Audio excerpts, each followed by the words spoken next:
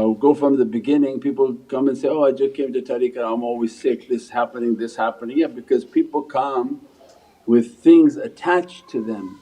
Have you ever seen a ship? They now show these ships, they bring them to docking almost now every 3-4 months and everything is attached to the ship. Every type of barnacles and all sorts of crustaceans.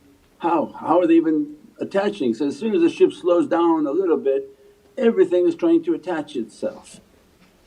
And as a result it slows down the ship and even hinders the ability of the ship's movement, and it does it also to turtles, to other creatures.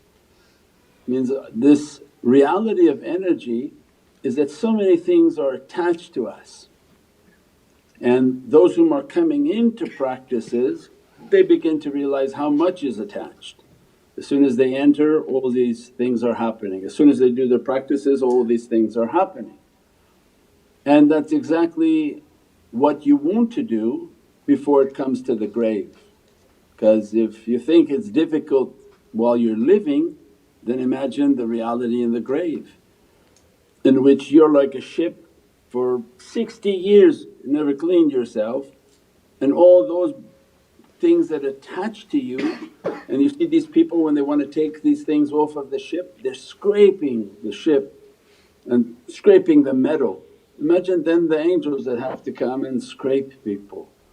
That these things you attach to yourself you can't go to paradise with, it has to be scraped off, has to be burned off. So what people go to the grave with are the actions of their own hands, sayyata amalina. These are the sins of your actions, Allah didn't put those sins on people. So then those have to be cleaned. So better than waiting for somebody to enter the grave, then we ask Allah, then we clean ourselves through this process of tariqah.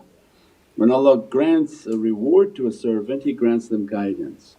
As a result, when they enter into guidance they're given their zikrs, their awrads, the associations, where this cleansing is slow, everything is falling away slowly.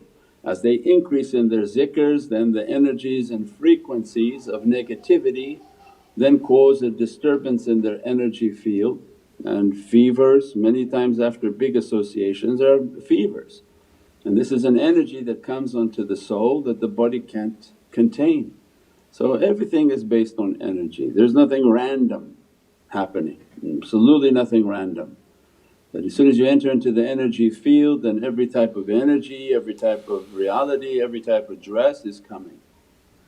So once it becomes real for you, then you become very cautious. Cautious on who you deal with, cautious on who you partner with, cautious in everything you do, because now you're attaching yourself with an energy.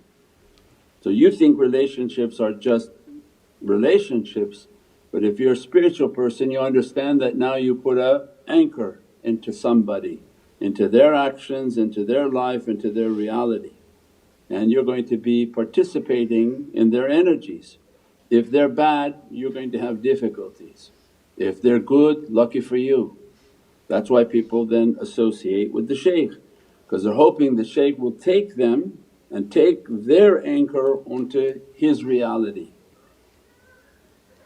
But imagine all the people whom are acting like shaykhs with other people, not shaykh like in guidance but making arrangements and making all these different things.